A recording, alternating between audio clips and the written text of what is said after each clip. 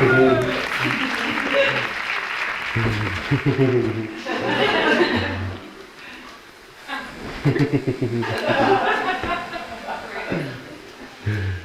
thank you very much. That's my first point that I'd like to make about laughter. So laughter is often seen as the social glue that bonds us together. So we give a little laugh to make people feel welcome and included. But I don't want to talk about that tonight. I want to talk about a different kind of laughter. A laughter that's involuntary, often called real laughter, and comes from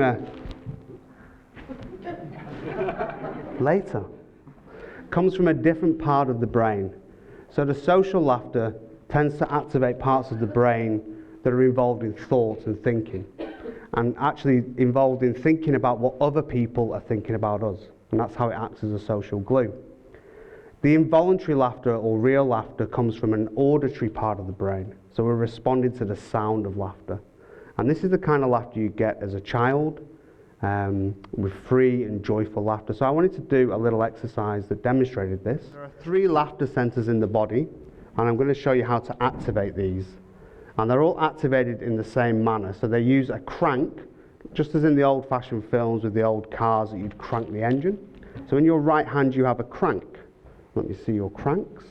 Wonderful. And the first laughter center is here in the belly.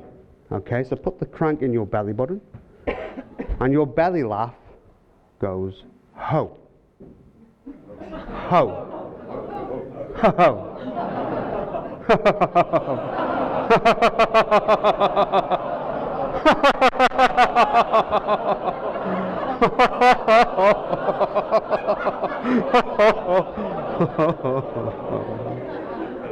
Your second laughter center is here in the heart space. So again with the crank, and your heart laughter goes ha.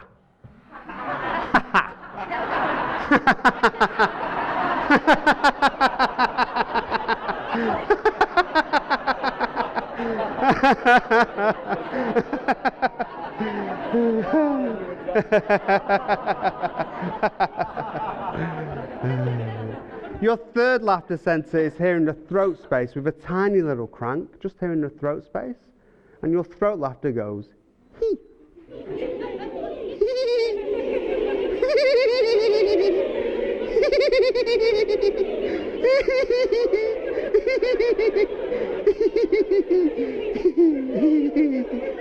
And now you can choose any of the 3 laughter centers in any order.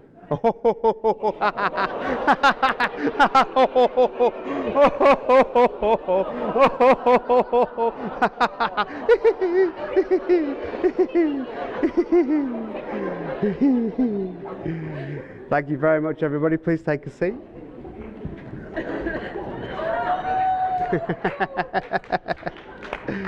So my own journey to laughter yoga was actually one of resistance.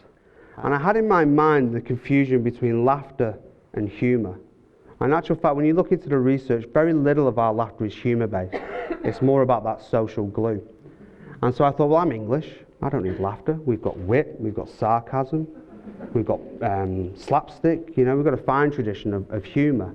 So I arrived with some resistance and very quickly found that laughter yoga was a much freer experience because it was involuntary. You're not laughing at anything in particular. There's no reason.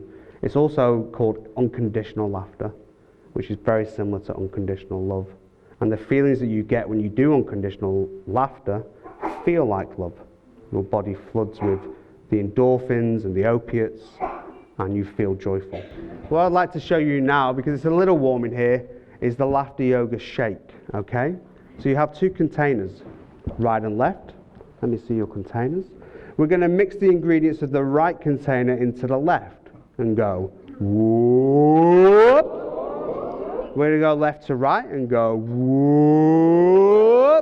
Then we're going to go right to left and go whoop. Going to shake it all together. Then we're going to laugh it right back.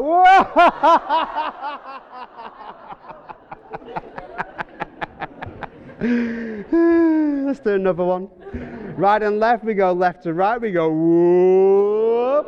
Then we go right to left and go whoop. One more time, left to right, whoop. Shake it all together, go. Then we laugh it right back.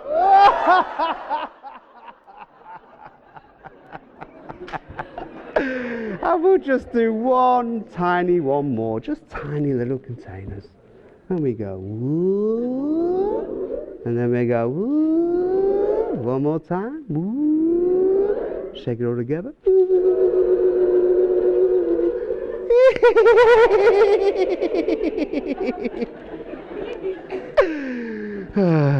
One more huge one big container on the right, and we go whoop. We go left to right, whoop. Right to left, whoop. And we shake it all up, and we laugh it right back.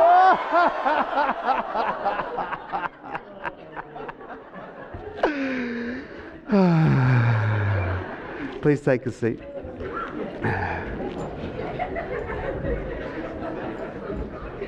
So what you might already be noticing is the difference between that joyful, playful, free laughter, not based on any sort of humour or wit, and social laughter that kind of helps us gel together. So that's a little taste of the laughter yoga. And one of the reasons that I think the laughter yoga resonated so strongly with me is that many years ago in my 20s, I had some really extreme experiences of life. And I ended up homeless, and I ended up hospitalised, and I ended up diagnosed with bipolar. And when you get a diagnosis like bipolar, what tends to happen is that you're told that your life is over. You have a brain disease. You'll be on medication for the rest of your life. And what interestingly also happens is that your sense of pleasure and joy becomes a symptom.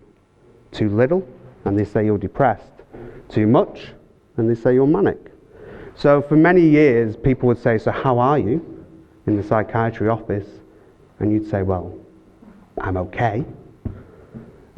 I'm not too okay, you know, but I'm okay, but I'm not just okay, you know, I'm okay. And what I realized when I met laughter yoga is that I'd forgotten that connection to pleasure and laughter. And having done laughter yoga now for the last year or so, I think a lot of people have forgotten that. So what I try to do in my laughter yoga is create a space where people can reconnect with that childlike sense of laughter. Now, one of the other aspects of the laughter that I love to do is to share some music. When I woke up this morning, well, I felt real blown. Put me head under me duvet, fart came out of my bum,